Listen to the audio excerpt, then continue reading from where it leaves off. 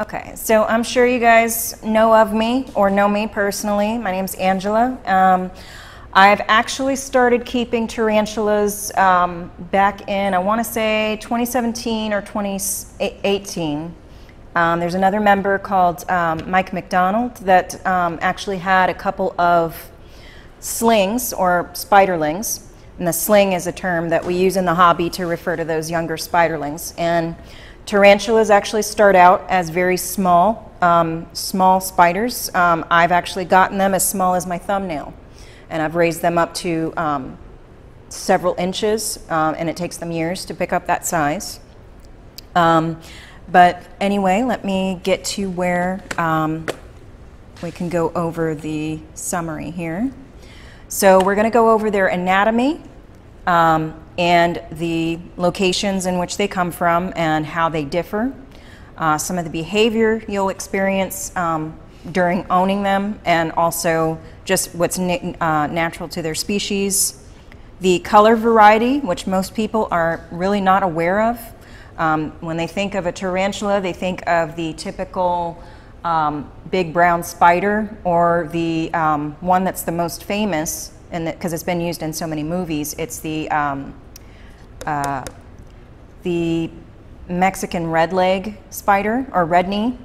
It's the one that's sort of black and orange. And also the molting cycle, overall care, and then Slings Care. So let me get over here. So for basic anatomy, you have the two body segments. You've got the cephalothorax, where the head and the eyes and the fangs and all of the legs are connected. You've got the abdomen, where actually the heart is actually located in that other body segment, and some of their other reproductive organs as well. They have a set of book lungs, which are a very primitive way of breathing. They've got the 8 sets, or the 4 sets of legs, including the pedipalps, which are actually used to manipulate food and to manipulate, believe it or not, when they're digging. They actually use those to hold dirt and carry it out when they're digging a burrow. And they use it for different other things as well.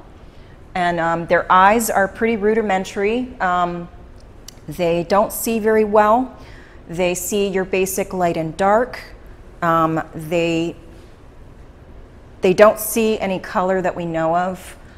We just know that most of the sensory information that they're getting has to do with air pressure and vibration. Now, the little hairs that are all over their body are called setae, and they can pick up vibrations in the air as well as air pressure change. So if you walk into a room and your spider's door to their cage is open, they can feel that movement. So that's one of the things that's kind of interesting about their whole makeup, is that even though they don't have great eyesight, that they can't hear or smell necessarily, they have other senses that make up for it quite a lot. And I'll go over some of the other unique anatomy. The fangs, which are often the most impressive part of a tarantula, they are actually replaced when they molt as well. And they have that sort of reddish area that's actually part of the hair lining by the mouth. It's actually naturally like that. They do have venom. When they catch prey, they use the venom to dissolve their prey, but what they're also doing with those fangs is they're chewing up their prey almost into a ball of mush, and they suck the juices out of that prey to get their nutrition. And another funny thing that people don't realize is these spiders actually drink water as well. Most of my tarantulas have a water dish, and I've actually caught them on occasion going for a drink. They can actually become dehydrated if you don't provide water, so that is something that they also need. And let's see, other pictures here. Another interesting, this is a close-up of a foot, one of the end of one of the legs. They actually have hooks on the end of their little toe pads. And, you know, in the hobby, they get lovingly called spider paws. And all spiders actually have types of hooks, even true spiders, because these aren't actually what they call true spiders. True spiders tend to be the smaller bodied ones, the ones you find in the garden, living up in the corners of your house, etc. These guys are in a family that is megalomorph. So they're a very, very primitive group of animals that they are spiders, but they're not considered true spiders because of how primitive they still are. But this is why they can walk on glass and almost every other surface that isn't super slick, because of those little claws that they have. And even the true spiders have them as well, but they're usually you have to get like a microscopic picture to see the ones that are on true spiders. Okay, so New World versus Old World. This is where the most significant differences between species will, this is the defining trait, is where they're located. Now, most of the spiders that have the less significant venom are going to be found in the New World, which is going to be North America and South America. So these are going to include animals like your curly hair, rose hair, your avicularia, which are the pink toes, and quite a few others, a lot of desert-going species, and the Mexican red knees and fire legs, quite a few of those. And so those tend to have less potent venom. You'll still get swelling like you've been stung by a bee, and of course the mechanical damage if their fangs are big enough. And occasionally some people will run a fever. Now, with the difference in venom potency, you know, that's going to be a lot bigger of a difference when you start talking Old World. With Old World tarantulas on the Asian continent and Africa, some of the venom is actually capable of being medically significant. Nobody has died from a tarantula bite from any of these species, but they have developed, you know, severe symptoms, and there are bite reports listed online through arachnoboards for different species. And some of the species, the genuses, one of which is known very well, called Poecilotheria. It's an arboreal tree spider, mostly found in the Asian continent, in the Asian regions, like in Indonesia and Philippines. They are among the worst to be bit by. If you happen to have that happen, they can actually, the venom will actually have effects like, what is it? Heart palpitations, heart arrhythmia, severe cramping, vomiting, diarrhea, fever. And I heard of one gentleman that used to keep them that had been bitten by one of these, where he went into the emergency room and nothing that they gave him for pain would touch it. So that's a consideration when you do keep some of these species, is to not give them a chance to bite you. Don't handle them, don't take the risk. There's a way to kind of move them from one enclosure to another without having that risk. The other issue with the venom is that each person's going to react differently, whereas, you know, one person may hold well and you know, not have those issues.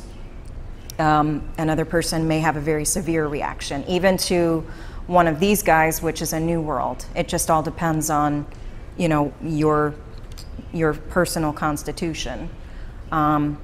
And another defense mechanism that's mostly found in New World species is going to be urticating hairs. And you can find videos of this online when a spider is threatened, whether they feel like something is, like a predator is trying to get them, or they feel a sudden air current, they will kick the hairs off of their abdomen.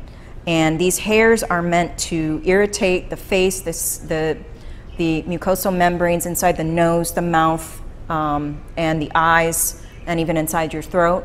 So when they do this, hold your breath and don't breathe in. I have gotten it on my skin underneath my neck before from one that wasn't even kicking hares. It had just let hares go in its enclosure because sometimes they lay them down in their territory. And one of the only ways I could get the irritation to stop was to take an extremely cold shower, because that causes your pores to close up and actually push out the hairs. That was one of the only ways you could get the hairs out, because everything else, they stick in there and that's it. It's going to take a while. So now that we know a little bit about where they come from, this is the variety of colors you don't often see mentioned about tarantulas. Most people think that when they think about a tarantula, they think, you know, it's a big brown spider. They know the typical species, like the rose hair, the curly hair, and the Mexican red knee. And those are all either brown or black and orange. They come in varieties of purple.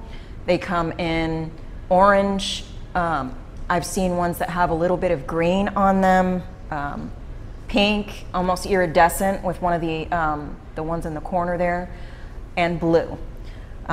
These are some of the ones that you can actually get in the hobby. For some of them, they start out as slings, as almost like pure blue. The one right in the center, that is actually the sling phase of the one right to the right, the one that has the purple and the green on it. So some of them have color changes as they molt and as they grow into adults. They lose that blue coloring and become the adult, which has that fuchsia and the green carapace and the purplish legs. They almost don't look like they're real. But a lot of them, you know, they have colors that people are just not expecting. You can get quite a few of them. There's quite a lot of different behaviors between these animals, between the species. The one in the lower right corner is called an orange baboon spider, or an orange baboon tarantula. They're known in the hobby as orange bitey things because of their tenacity, and I have one at home. I didn't bring it because I didn't want a problem. Yeah, some of them have more of a defensive behavior than others, and you definitely have to kind of prepare yourself for that. When you're first getting into the hobby, you do your research before you bring one that's going to be a lot more defensive home. Typically you start with the new worlds to get kind of a feel for the overall behavior of a tarantula, and then you sort of build your way up to these to the old worlds that may have a little bit more of a defensive behavior, may have more venom potency, and sometimes more difficult care requirements. So let me see here. I think I skipped something here. Give me 1 second.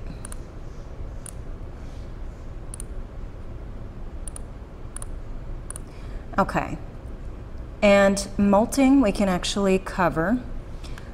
This is what they look like when they first come out of a molt. That means that they have to shed their entire skin and to continue to grow, much like a reptile sheds its skin. These guys have to replace everything, including the fangs, and even some of their internal organs are replaced as well during this process. And they're very, very vulnerable during this stage. They're actually laying on their back when they molt, and they can stay like this for hours at a time. And the actual molting process can actually take anywhere from a few hours up to 15 hours, sometimes longer. Sometimes as they get older, it can become more risky for them. I have heard of other people having spiders have a bad molt and they get stuck in their molt, and either they die or they can self-amputate legs to free themselves. And the way that they do it is it's almost like it pops off, almost like a lizard that can pop off its tail to save itself. They can do that with their legs, and little by little, as they molt, they can replace the legs. And the legs will start out small at first, and then as they continue to molt, it'll slowly get back to the size it originally was.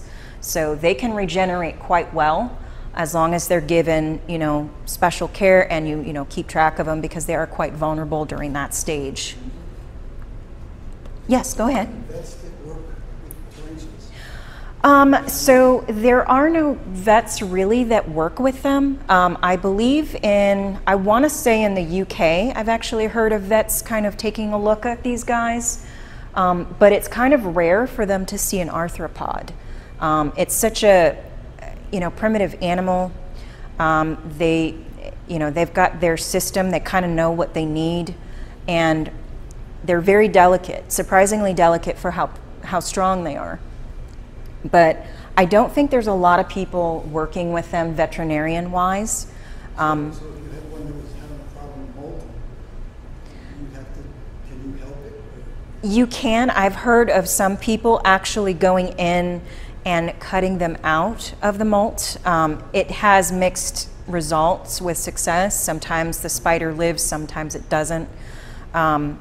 But I've also heard where, you know, some people have had success doing that, but it's very risky because the animal underneath the molt is, you know, they're soft and vulnerable, and it's hard because once they start to harden up, then there's nothing you can do, you know, because during that stage they're very soft, and once they're out, it takes them like up to 10 days. Once they're an adult, it takes them 10 days usually to harden up. You can't feed them anything because their fangs aren't hard enough yet. They recommend not to feed them for about 10 days after they finish molting, to make sure that they're hardened up enough to eat. But yeah, I think it'd be interesting if vets could see them, but I'm not completely sure on how much they could do. There's certain techniques. I know a lot of people on arachnoboards have, you know, they have their methods on how they do things, and they've kind of, you know, within the hobby, you kind of figure things out on your own when you don't have vet care. And these guys, you know, like I said, it's a very primitive system, and arthropod is incredibly delicate for all their strength. You know, in that moment of molting, that's so, you know, stressful for them. They're extremely at risk, so to try and intervene can almost do more harm than good.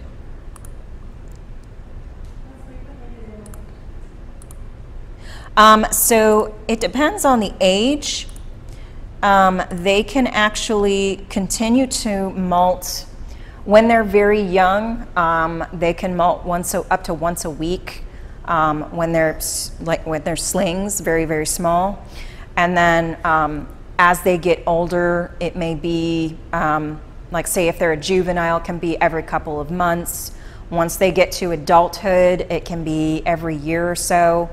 And then far into their adulthood, sometimes they can go years and years without molting. So it just depends on the age of the animal in question. So there is a difference between males and females with tarantulas, and it's also going to depend on species. Typically, the females can live anywhere from 10 to 40 years, depending on species. And then the males, there's a few species in which the males can live maybe about 10 years. But most of the time, once they mature, they usually last about 18 months to 2 years once they mature, because they have their final molt, and that's when they get their sexual organs basically develop after that point, and then they're just looking for a female, and that's all they want to do. They don't eat. Go ahead, you can ask. I've heard that sometimes after the female like this, or the male, sometimes the female. So did you mean like with the female would eat the male? No, I mean, I'm pretty sure I thought that sometimes after the female gets birth, the male eats the female. No, that's actually backwards. The male actually tries to get away. Occasionally with some spiders, the male will actually allow himself to be eaten. The female, she can be quite aggressive to males, especially during breeding season, and this is with virtually all spiders. With tarantulas, it's not much difference, although the tarantula male will usually try to get away a little bit harder than some of the true spiders. But I've seen females after mating just grab a male and start eating him. So it can go either way. Or like for like 18, they're like parents. The babies don't eat the parents. With the females, she usually will create an egg sac, and she'll sort of incubate that egg sac, and she'll keep it underneath her body until they're ready to hatch, and she'll actually rotate the egg sac to make sure that the eggs don't get stuck together and they develop properly. With most tarantulas, the spiderlings will just disperse and leave the nest. But with some tarantulas, they actually do show parental care, where they'll actually keep the babies with them, and they'll actually catch food and leave it for the babies. So there's a few species out there that do that, which is really interesting. And there's some videos out there on YouTube about that, and they're definitely worth looking up. If you notice the webbing around the bottom, how it's kind of almost like a little hammock, they'll actually do this just before they're ready to molt, and they will actually lie on their back. And once they start molting, you'll see the legs of the old molt start to push up, and so they kind of molt while they're on their back, and then they push the old exoskeleton off of them, and then they're usually on their back for a couple minutes or a couple hours after that. Then they'll eventually right themselves, and then they'll actually do quite a lot of stretching their legs in a lot of weird positions, just to make sure that they can move all of their legs. They're making sure all of their articulation points are working, and then they'll usually hide away for a while they can harden up after that point. Okay, so the behavior between a lot of species is going to depend on where they come from, and also how, what areas they are from, and also how you keep them. So a lot of spiders, probably about half, are going to be fossorial, which they're going to do a lot of burrowing. And you may not see them a whole lot, but they feel safest this way. They're typically going to be in a hole most of the time until it comes to feeding. And arboreal are going to be the tree-dwelling spiders of the bunch, and they're going to build, especially with pink toes, they'll build a web tunnel either on the top or the side of the enclosure.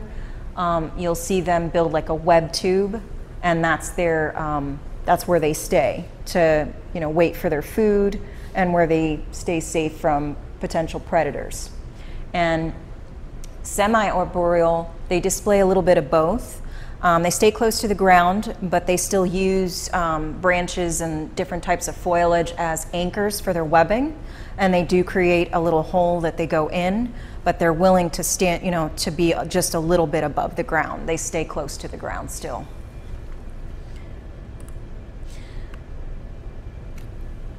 And here's some more behavior that you'll see.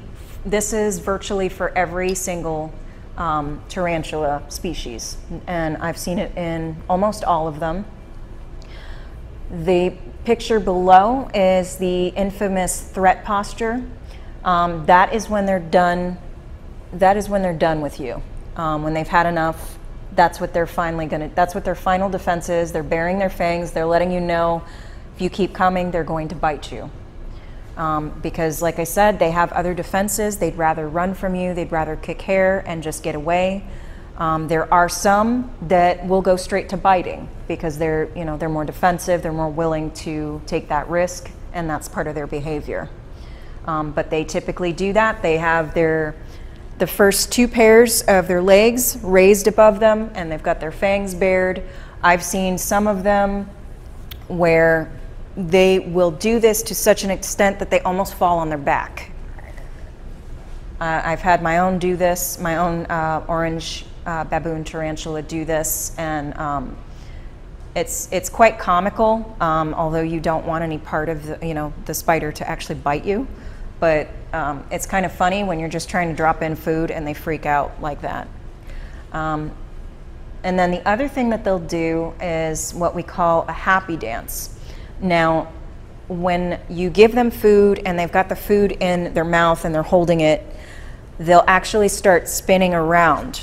And what they're doing, and they'll touch the ground with their spinnerets, and they're laying down webbing. We call that the happy dance, but what they're actually doing is they're laying down webbing because their mouth is busy. So if anything comes along, they want to know. They want to be able to sense anything that's coming along while their mouth is busy and they can't defend themselves. That's part of a, almost like a preemptive sort of behavior, just in case there's a problem. I have this warning system in place. And the other thing that they do that I found really fascinating, because I was not aware they did this, is they actually groom themselves. They'll use their pedipalps and they'll use their other pairs of legs to itch themselves. They'll do it to clean their other legs, or to clean their mouth parts, or to clean their legs. They will actually, and I've seen them do this, I've seen a couple of my own do this, they'll actually produce like a drop of saliva. And I doubt any of you knew that spiders could make saliva, but they do. It'll secrete a drop of saliva, use it on its legs, and start moving its legs in between its mouth and its fangs to kind of clean off any debris from feeding, or or cleaning its enclosure, or digging tunnels, etc. So I mean, they're really fascinating when you catch one of them doing that. And I'm kind of mad I haven't gotten a video of one of them grooming. I really should get one. Okay, gotta go back. All right. Okay, so the overall care of these guys is really not very complex. The main thing that you want to do is you want to have the right enclosure for these guys. And it's going to depend a lot on the lifestyle of the species that you get. The species that I have here today are all terrestrial, so you can have them in a very sort of flat container as long as you've got a decent amount of substrate.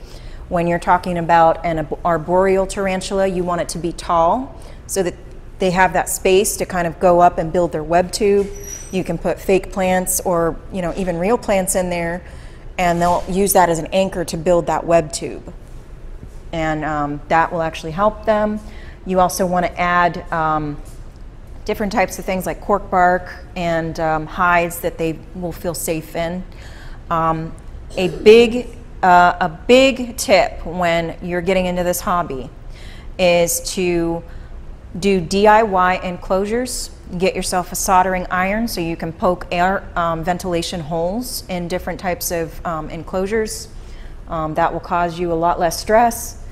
And you can get a lot of really nice display enclosures from Hobby Lobby. You can get the display cases that they have for basketballs, for baseballs, for virtually anything. And you can use it for these guys, as long as you poke the ventilation holes, because they do need good ventilation, especially the arboreal species, because they are living in a higher treetop area. They're going to want more ventilation. But plastic containers, I've seen people use Amec boxes, almost anything that you can manage to put substrate in, have everything that the tarantula needs, you can use. The substrate I use most of the time is Eco Earth. Never been disappointed. It doesn't mold often, and that's a good thing, because these guys, mold is really not great for them. If you use anything from a hardware store, you better make sure that it's fertilizer free, because that can actually affect them. It can kill them. Anything with any kind of chemicals, even scented candles, you're going to want to avoid with these guys, because it can actually affect them. They're very sensitive to that sort of thing. And with the substrate, if you've got a fossorial species, you're going to want to make sure you give them 5 to 6 inches of substrate to dig down and make a nice burrow for themselves. I find that that actually curtails some of the defensive behaviors you'll see in some species because they feel safer. They don't have to be stuck on, you know, a very thin sort of bedding that they can't dig a deep enough hole in, so they don't feel safe. Sometimes that will take away that edge of defensiveness if you give them more space to dig and to get away from you if they don't want anything to do with you. Now for hides, fake plants are the easiest. I've never tried fake real plants for my tarantulas just because I don't want to deal with more lighting. I have enough lighting with my reptiles. But fake plants are the easiest way to go. They can use them for anchors, they can use them for hides. You know, you can make an enclosure look fairly nice with some nice plants, whether they're silk or plastic. You also want to get into cork bark, whether it's the tubes, the halves, or just pieces. That's great for them. They can use those as hides. You can make starter burrows for them if they don't already have one in their enclosure, or if you're changing their enclosure. You can also use leaf litter as well if you want to add that. Just make sure you get it from a reputable source so there's no fertilizers or anything like that. One of the greatest sites that I use to get a lot of stuff for my terrariums, whether it's for reptiles or my tarantulas, is Josh's Frogs. I don't know if anybody else has used them, but they're a good shop. So like I mentioned before, when it comes to, you know, your basic needs as far as water and feeding, water dish, you can use the cups that you get from different, like if you buy different worms and sort of things, you can stick those in there. They also have the little sample cups you can buy. Those look really good because they're clear. They don't make a lot of mess. They also have a lot of natural looking water dishes that you can buy on the market. If you're tight on money, like most people, you can just go and use the sample cups. They're a little easier. You can replace them when you need to. They're very cheap. And for feeding, you can use virtually anything that you can a reptile. You don't need to dust them. They don't need the extra calcium. As long as they're getting the whole prey, they're going to mash it up and they're going to suck whatever they need out of it. You can use crickets. You can use waxworms, hornworms, superworms, virtually anything. You can even use the beetles if they're willing to take them. Now with roaches, the only legal roach that I know of in Florida is the discoid roach. I have bred them before. They're a good breeder. You do need space for them, and you do have to clean up after them. If you're going to keep your own colony, you have to clean them at least once a week and feed them every 48 hours. They do make quite a mess, and that's why I don't have a colony anymore, just personally. But they're a very good feeder. They're a complete feeder, like most roaches, and these guys will take them. The only issue with them, I find, is that if they do get loose, they will bury into the substrate. So if you get them, make sure you don't allow them to do that. Now for the tools of the trade, you're going to want a pair of tongs, and this is to feed. You can get them in different lengths when you go to feed these animals. There are some that you're going to want extra long tongs with a rubber tip or rubber tips on them, which I do have at home, because there have been cases where a tarantula will actually run up the tongs because they're very, very excited during feeding time. They'll grab the tongs, they'll almost run up your arm, and I've had one run across my bed before, had to catch it. Fun times. Another reason you may want rubber tips for your tongs is there have been stories of tarantulas grabbing hold of metal tongs and actually breaking a fang. And you really don't want them to do that because that can interfere with them actually feeding. And sometimes that can take some special care. If you're going to get this animal to feed with a broken fang, it's going to take them another molt or two to replace that. So that is just a preventative measure. That's a good idea. And for moving your tarantulas to a different spot without actually making contact with them, you actually can use a very simple paintbrush. You can use different sizes for different size tarantulas. This is more for a sling or a very small tarantula. And the reason that we use paintbrushes is to be very delicate and not to have your hand in there just in case the tarantula decides to feel a little more defensive that day. Your hand isn't there, the paintbrush is, so the paintbrush can get abuse, you don't. Now this one I use for my larger tarantulas just because the little one, they're going to feel more of this than they are the actual bristles. So I use this to be a little more gentle with them and kind of nudge them if I need them to go into a catch cup or to move to the other side of an enclosure if I'm changing their water or doing something that needs to be done without pestering them too much.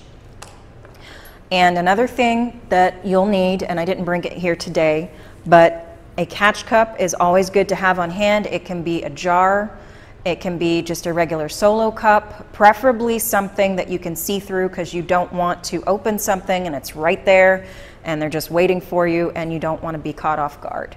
So just some tips if you guys ever do get into it, something to think about. Okay, so I am actually just getting to that. Let's see. So with feeding, these guys, once they hit adulthood, I feed them once a week. They don't really need to be fed more than that because, again, these guys in the wild, they're ambush predators. Most of them are just waiting in a burrow or waiting in their webbing for a prey to stop by. So they could be going a while, like weeks, not even eating. And sometimes the weeks following a molt, they won't take food at all.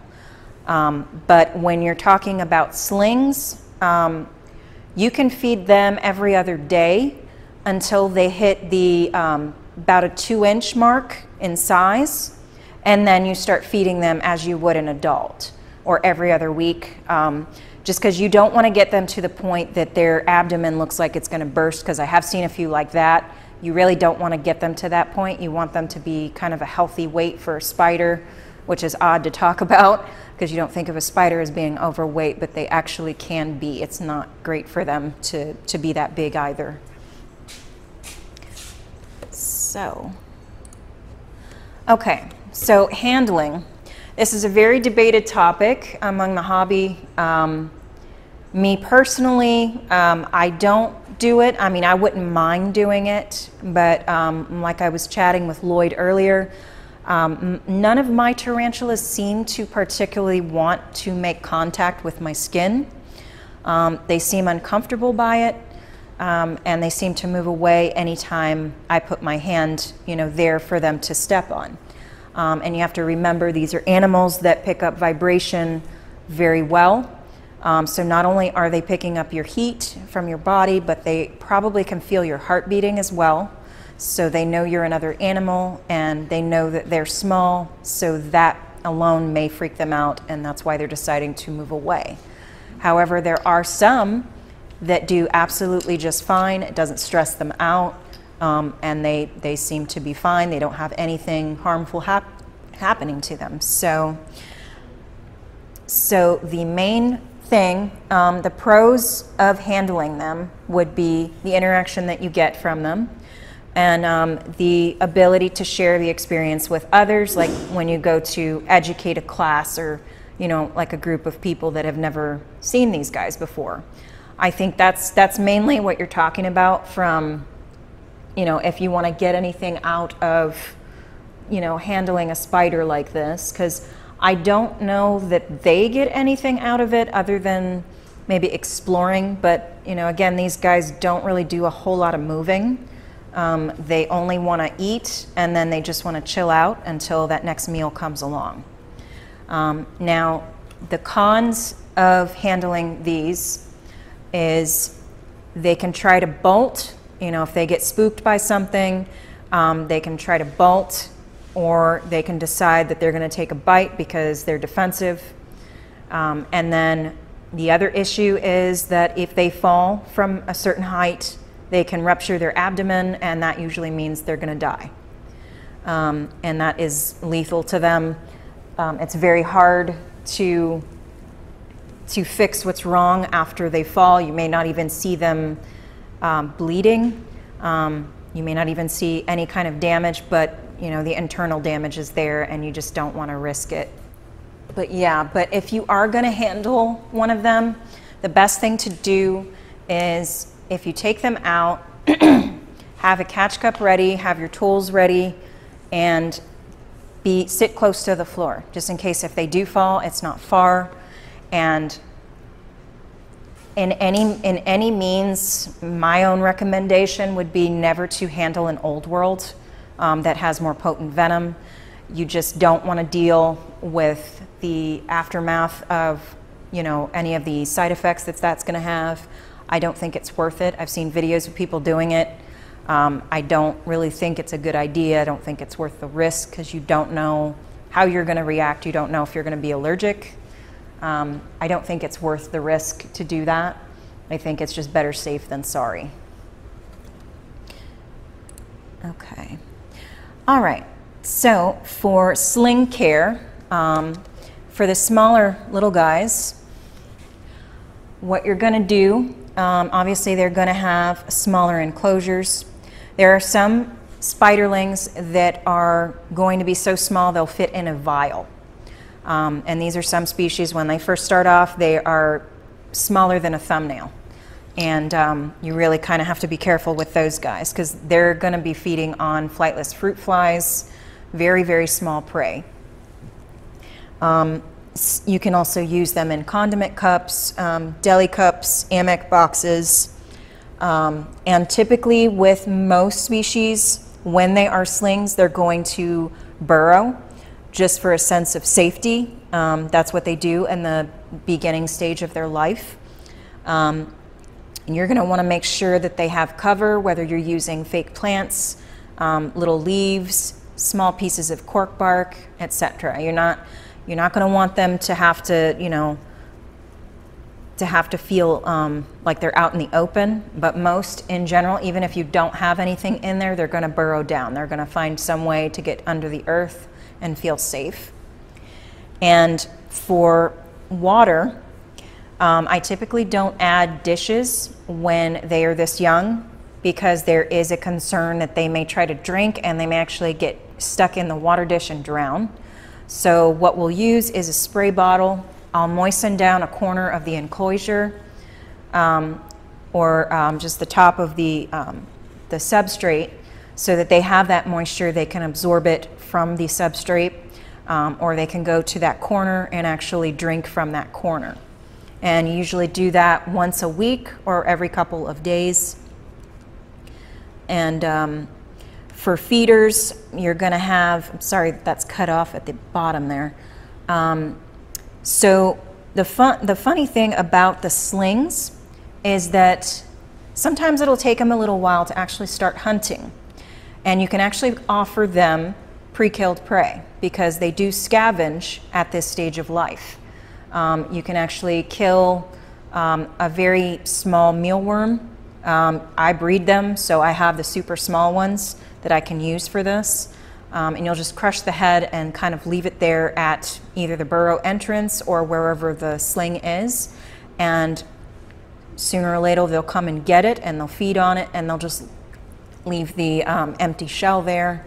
And so you continue with that, and little by little you start offering them live prey and they start getting the hang of hunting. But you can give them things like cricket legs, pieces of mealworm, very small mealworms, fruit flies, or tiny baby waxworms, you know, anything that's small enough for the size of the sling. Anything that's about the size of a sling, they can usually take. I've seen some of them take bigger than them before because they're pretty feisty, some of them at this age. This is how small they can be. And a couple of them are a little bigger than my thumbnail now. and steadily growing. And that little black spot that you see on the butt, that's actually the little hair patch that they get when they get older. That is part of where the urticating hairs start to grow. And one other thing about molting is, that's very similar to this picture, is when a spider, especially younger spiders, when they are preparing to molt, their abdomen will start to get huge. And they'll often have that black spot, sort of that dark spot develop on the back of their butt. And as that gets darker, the closer they are to actually molting. So that's one of the ways you can tell a tarantula is preparing to molt or getting closer to being molting. Their abdomen will start to fill with fluid that actually separates their exoskeleton from the new exoskeleton underneath. So that's part of the process of, you know, one of the signs you can see before they start to molt. And that's another picture. I believe that one, that was a different sling. He's on, that one's growing a little further. That one is actually pretty close to a molt as well when I took it. But that just gives you kind of an idea of how these guys grow. And they start out so small. For some of the largest spiders in the world, they start out very small. And you wouldn't take them for anything else other than, you know, your average house spider.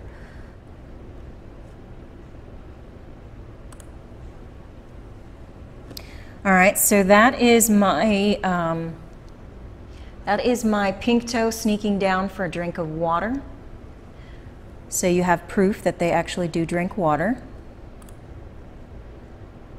And let me see, I'm trying to find the picture of a male tarantula just to kind of give you an idea of the difference between male and female. But if you can tell with that picture there, I'm not sure if you guys can see it well, but that male, that spider in particular, actually has what we call tibial hooks. And let me see if I can open this. Okay, give me just a second. Okay, so that's much better. He has what we call tibial hooks, where you can see this right here, these two. Okay, so those are part of the male dimorphism, the sexual dimorphism in spiders and in tarantulas. These guys, usually the males, you won't know they're males until after they make their final molt, and they'll develop these tibial hooks as a result. And they're also, their pedipalps will become like boxing gloves, if you can tell that here. And the pedipalps in the males develop what is called an emboli. And they're these sort of almost like needles that they use to insert into the female and actually inseminate her. But that is part of the male. He actually has to build a special web where he deposits it, and then he uses those emboli to basically get that in there, and he kind of loads them up. And that way, when he goes to mate, he can use those. And the tibial hooks come in when he is breeding with the when he is courting the female. He has to go up to her, and he actually has to get underneath her body to breed with her. And in doing so, he's putting himself right underneath her fangs. So those tibial hooks, what he does while he's positioning himself to get underneath her body, he uses those tibial hooks almost like thumbs to go right underneath her fangs and hold her up as he's breeding. So that is the biggest difference between male and female. Females never develop that. They typically have a more rounded body, more stockier body, and then the males end up being a bit more leggy, more thin looking. And that's just part of the dimorphism that you see in this species. And actually here is, this was a male rose hair that I actually had for a little while. Look at how brilliant that pink is compared to my female. Compared to my female looks drab. So in some species of tarantula, the males actually have incredible color compared to the females.